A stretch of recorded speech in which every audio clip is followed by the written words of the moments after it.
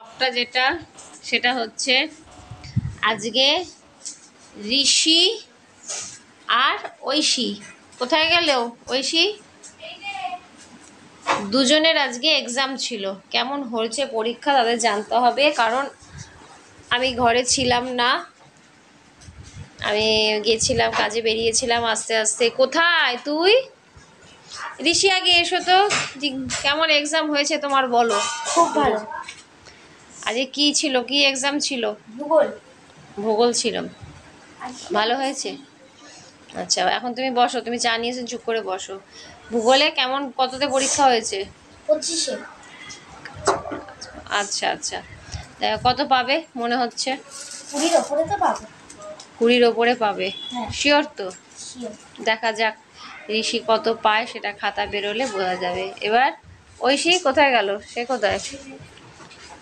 কি তোমার কি খবর, তোমার কি এক্সাম ছিল? ফিজিক্যাল এডুকেশন আর ক্যারাটে। ওরে বাবা, কাকে মেরেছো দুমদাম? কাউকেই মারি। আচ্ছা, তারপরে কেমন হয়েছে এক্সাম? ফাটাফাটি। কোনটা ভালো হয়েছে কোনটা খারাপ হয়েছে? দুটোই ভালো হয়েছে। দুটোই ভালো হয়েছে।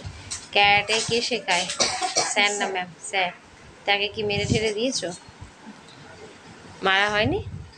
তুমি ঠিকঠাক ক্যারাটে করতে পেরেছো? সারাদিনে প্র্যাকটিস কোথায় করো যে? হ্যাঁ স্কুলে গিয়ে ওই যেদিন পরীক্ষা থাকে তার একদিন আগে মনে হয় টিভিতে চালানো হয়, চালিয়ে একটু দেখা হয় যে হ্যাঁ দেখি একটু মা কি হচ্ছে, ব্যাস ওতেই হয়ে গেল। তার রাস্তায় যদি কেউ গুন্ডা মস্তান যদি কেউ হঠাৎ করে এসে পড়ে তখন কি হবে? ও তখন মেরে দিতে পারবো। আচ্ছা এরকম ব্যাপার। তা ঋষি তুমি কি ক্যারাটে শেখো? শিখি না, দিদিকে বলি যখন দিদি শেখায় না। ও ক্যারাটে শেখে না, আমার উপর প্রয়োগ করে। তাহলে ওর বিরাট ব্যাপার, ও না শিখেই ও পারে, তো ভালো কথা। তো প্রতিদিন তো শুনছিলাম যেটা তুমি চা করছিলে, আজকে সন্ধ্যেবেলা চাটা কে করেছে? আজকে সন্ধ্যেবেলা আমি যেহেতু নিদ্রায় ছিলাম, মা করেছে চাটা। আচ্ছা, কারণ আজকে আর চা করা হয়নি। ভালো। তা কালকে এক্সাম আছে? না, তারপর নেক্সট এক্সাম কবে? 3 তারিখ। ভালো, কি এক্সাম আছে? একসঙ্গে 3টে এক্সাম, হিস্ট্রি, জিওগ্রাফি আর হচ্ছে ইংলিশ। আচ্ছা, তাহলে এবার তো পড়তে বসা হবে, কারণ দেরি হয়ে গেছে অনেক। আর ঋষি কোথায় চলে গেল? কি কি তোমার কবে এক্সাম? 5 তারিখে। 5 তারিখে, ঠিক আছে পড়তে বসে যাও, টাইম ওয়েস্ট করে কোনো লাভ নেই। এবার পড়াতে বসানো। নিজেও ভীষণ টায়ার্ড, সকালবেলা সে গেছি অফিসের কাজে, ফিরেছি হচ্ছে ও বাবা আজকে যা জানি ট্রেনে যা ভিড় ছিল জানিস বাবা। আমার বলতে ভুলে গেছি, আমার কানের দুল একটা গেছে চলে বাবা। জামার হাতার এখানে গেছে ছিঁড়ে, এখানে গেছে ছিঁড়ে গেছে। আমার সাথে আমার একজন ছিল খালি, তার ব্যাগে সে তো একেবারে কান্নাকাটি শুরু করে দিয়েছে ট্রেনের মধ্যে। আমাকে বলছে বাবা আমি কি করবো, আমি নামার কথা যেখানে ছিল সেই প্ল্যাটফর্মে নামতে পারিনি, নেমেছে তার পরে প্ল্যাটফর্মে। আমি ঠিক আছে কান্নাকাটি করো না, যে প্ল্যাটফর্মে নাবি ঠিক আছে চাপ নেই, সে আবার আবার রিটার্ন হবো, সে ট্রেনে করে হোক অটো করে হোক যেটাই হোক রিটার্ন হবো।